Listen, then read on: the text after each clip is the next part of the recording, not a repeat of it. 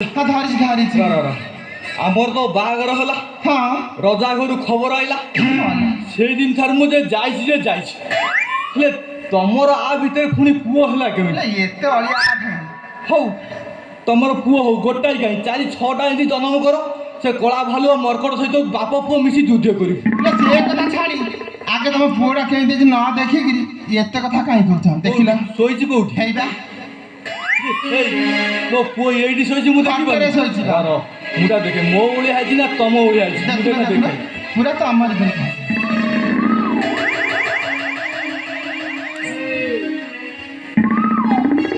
ସରମି କଣ ସେ ମୋ ଭଳିଆ ହେଇଛି। ହଁ ସେ ତା ନାକ ଗୋଟା ଚିହ୍ନିଲା ଲୋକ ଭଳିଆ ଜଣା ପଡୁଛି। ଚିହ୍ନା ଲୋକ ପୁଣି କିଏ ବା? ତା ନାକ ଗୋଟା ଚିହ୍ନିଲା ଲୋକ ଭଳିଆ ଜଣା ପଡୁଛି। ଏତେ ସନ୍ଧ୍ୟା ଲୋକ। ସେ ଛାଡ଼ ସେ ଯାହା ହଉ ସେ ତମ ପୁଅ କିଏ ମୋ ପୁଅ କିଏ? ହଁ ମୋ ପାଇଁ ଗଲ ଖାଇବାକୁ ଦିଟା କ'ଣ ରଖିଛ ଆଣିବ? ଖାଇବା ରଖିଛି ନା। କ'ଣ ରଖିଛ? ପଖାଳ। ପଖାଳ? ହଁ ପଖାଳ ସାଙ୍ଗରେ ଆଉ କ'ଣ କରିଛ? କ'ଣ କହିଲ? ଧାନ ବସେଇଥିଲି, ମଲା ମାଛ ଦେଇଥିଲି।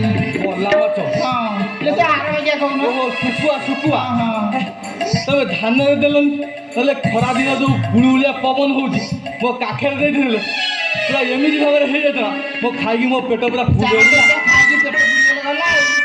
ତମେ ଏଠି ବସ ପୁଅ ପାଖରେ। ଶୀଘ୍ର ଆଣିଲ ମୁଁ ବସେଇ। ପୁଅ ବଇଛି ଶୋଇଛି ଉଠି ପଡ଼ିବ। କୋଉଠି? ପୁଅ ପାଖରେ ବସୁନ।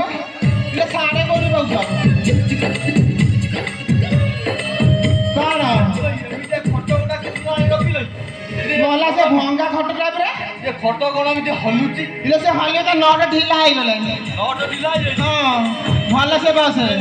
କ'ଣ କ'ଣ ଖଟ କ'ଣ ଏମିତି ଉଠୁଛି? ସେ ଆହୁରି ଉଠିବ ଭଲ ସେ।